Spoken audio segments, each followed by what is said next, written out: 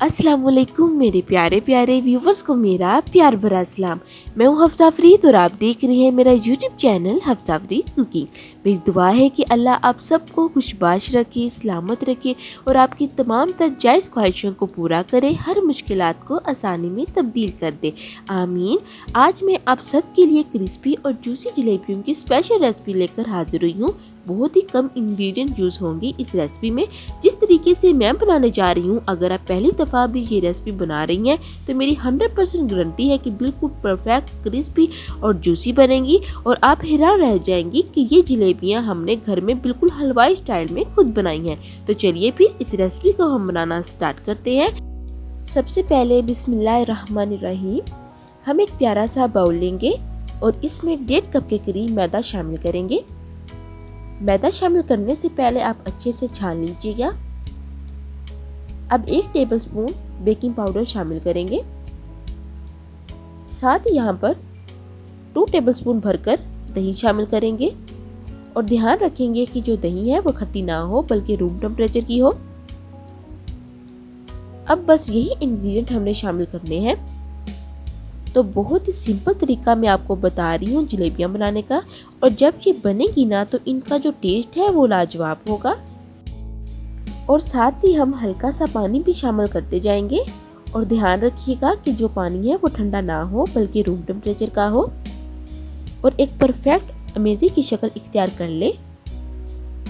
तो देखें अमेज़े की कंसिस्टेंसी ना ही ज़्यादा थिक है और ना ही ज़्यादा थिन, सेम यही कंडीशन होनी चाहिए। और देखिए तकरीबन हाफ गिलास के करीब पानी इस्तेमाल हुआ है। अब आप इस पॉइंट पर येलो या ऑरेंज फूड कलर भी ऐड कर सकते हैं। मैंने कोई फूड कलर ऐड नहीं किया। आप इसके बगैर भी जलेबियाँ रेडी कर सकते हैं, कोई इश्यू नहीं है। अब देखें, अब हम इसको एक बोतल में ट्रांसफ़र करेंगे। तो यहाँ पर मेरे पास एक केचप की बोतल है जिसमें इस सारे अमेज़े को हम शामिल कर देंगे और मेरे पास इसके साथ ही एक नूज़ल है, ये वाली। अब इसकी मदद से हम तमाम अमेज़ा जो है वो बोतल में ट्रांसफ़र करेंगे। अगर आपके पास ये बोतल नहीं है तो कोई इशू नहीं, आप एक प्लास्टिक शीट को पाइपिंग बैग की शेप देकर इसमें भी काम चला सकती हैं। बट इस बोतल की मदद से ज़्यादा आसानी से जलेबियाँ रेडी होंगी, क्योंकि इसकी कैप की जितनी नोज़ल है हमें इतनी ही कंसिस्टेंसी की जलेबियाँ रेडी करनी है। आगे मैं आपको ये भी बताऊंगी कि जलेबियाँ कितनी बारीक होनी चाहिए और ऐसी कौन सी गलतियाँ हम कर जाते हैं जिसकी वजह से जलेबियाँ जो हैं वो क्रिस्पी नहीं बनती और बहुत ज़्यादा नरम हो जाती हैं या जूसी नहीं बनती। तो देखिए सारा अमेज़ा जो है वो बोतल में बहुत ही आसानी के साथ चला गया है। अब इसका कैप जो है अच्छे से बंद कर देंगे। तो देखिए जलेबियों का अमेज़ा रेडी हो गया है। अब इनको हम साइड पर रखते हैं और नेक्स्ट प्रोसेस की तरफ चलते हैं। तो यहाँ पर हम एक प्यारी सी कढ़ाई लेंगे और इसमें शीरा रेडी करते हैं। तो इसके लिए हम 1 कप चीनी कढ़ाई में शामिल करेंगे। और यहाँ पर इम्पोर्टेंट बात, जिस बर्तन से आप चीनी की मेजरमेंट कर रहे हैं इसी बर्तन से आपने पानी भी शामिल करना है।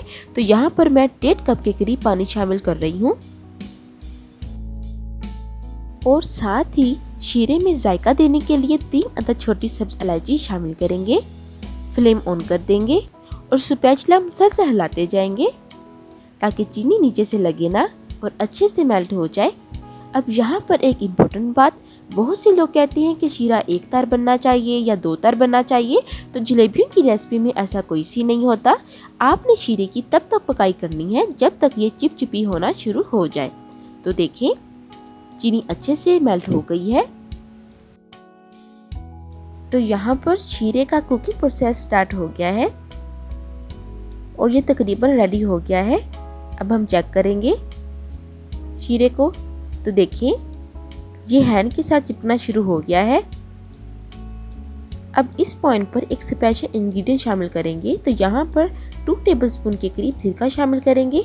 अगर सिरका आपके पास नहीं है तो लेमन जूस या टाटरी शामिल कर सकते हैं। इसका फ़ायदा ये होगा कि चीनी जो है वो दोबारा क्रिस्टल फॉर्म में नहीं आएगी। अब अच्छे से मिक्स कर लेते हैं और फ्लेम ऑफ कर देंगे। अब दूसरी तरफ पैन में घी गर्म हो गया है और आप बोतल की नोज़ल चेक करें, इतना होल होना चाहिए। अगर आप पाइपिंग बैग यूज़ कर रहे हैं तो इतना होल कर दीजिएगा। अब हम घी का टेम्परेचर चेक करेंगे। तो सबसे पहले एक ड्रॉप के करीब पैन में शामिल करेंगे। तो देखिए ये घी में जाते ही कुक होना स्टार्ट हो गया है। आप फ्लेम जो है वो मीडियम कर देंगे। और एक इम्पोर्टेंट बात कि जलेबियाँ बनाने के लिए जो आप बर्तन यूज़ कर रहे हैं वो इस तरह नीचे से स्ट्रेट हो। तो सबसे पहले बिस्मिल्लाहिर्रहमानिर्रहीम। तो बहुत ही एहतियात के साथ सर्कल मोशन देते हुए हम बनाएंगे और एंड पर इस तरह जलेबी के ऊपर फोल्ड कर देंगे। फोल्ड करने से ये होगा कि जो जलेबियाँ हैं वो खुलेंगी नहीं और एक परफेक्ट शेप जो है वो रेडी होगी। तो इसी तरह से बहुत ही आसानी के साथ ये शेप बन रही है। इस पॉइंट पर अगर आपने अभी तक मेरे चैनल को सब्सक्राइब नहीं किया तो जल्दी से मेरे चैनल को सब्सक्राइब कर लें और बेल आइकन के बटन को दबाना मत भूलिएगा, ताकि हर न्यू आने वाली रेसिपी सबसे पहले आपको देखने को मिले। तो देखिए माशाल्लाह से हमारा ये बैच जो है बहुत ही आसानी के साथ रेडी हो रहा है और बहुत ही अच्छी शेप बन रही है। तो अब हम चंद सेकंड के बाद इसकी जो साइड है वो चेंज करेंगे। देखिए माशाल्लाह से कितना सुनहरा कलर आया है। आपने ज़्यादा कुक नहीं करना, बस 2 से 3 मिनट लगेंगे एक बैच को कुक होने के लिए।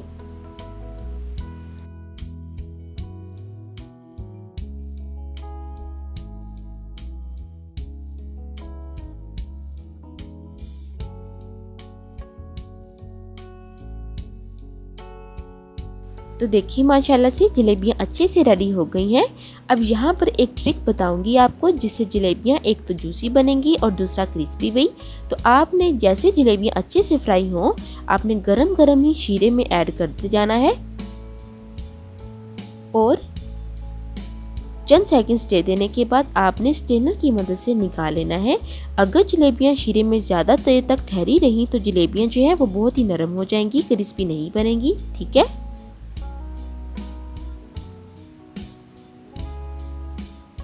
अब यहाँ पर मैं एक और शेप देने लगी हूँ। तो सबसे पहले ऐसे सर्कल मोशन देंगे और आखिर में जलेबी के ऊपर ही फोल्ड कर देंगे।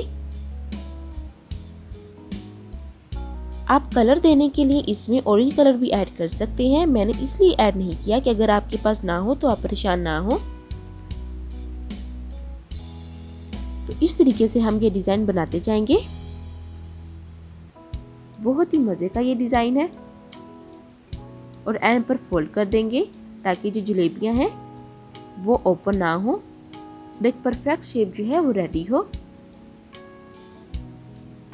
यहाँ पर मैं आपको बताती चलूँ कि अगर जलेबियां जो हैं वो मोटी हों तब भी वो क्रिस्पी नहीं बनती और जूसी भी नहीं बनती। देखिए माशाल्लाह से चंद सेकंड बाद हम इनकी साइड चेंज कर देंगे और बहुत ही परफेक्ट बनके रेडी हुई हैं।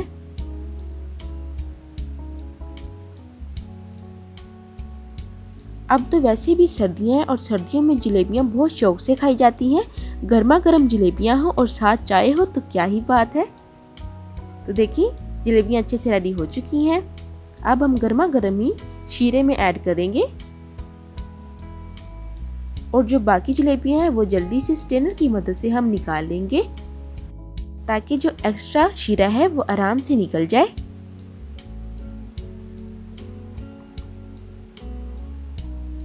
तो बहुत ही आसानी के साथ ये रेसिपी बनेगी। जब आप खाएंगे तो आपको यकीन ही नहीं आएगा कि ये आपने घर में खुद बनाई है। इतना लाजवाब टेस्ट होगा। चलिए अब मैं एक और डिज़ाइन आपको बताने लगी हूँ जो बहुत ही स्पेशल है। तो यहाँ पर मैं एक फ्लावर शेप देने लगी हूँ। तो सबसे पहले ऐसे सर्कल शेप देंगे और साइड पर पत्तियां बनाएंगे बिल्कुल इस तरह और आखिर में जलेबी के ऊपर ही फोल्ड कर देंगे।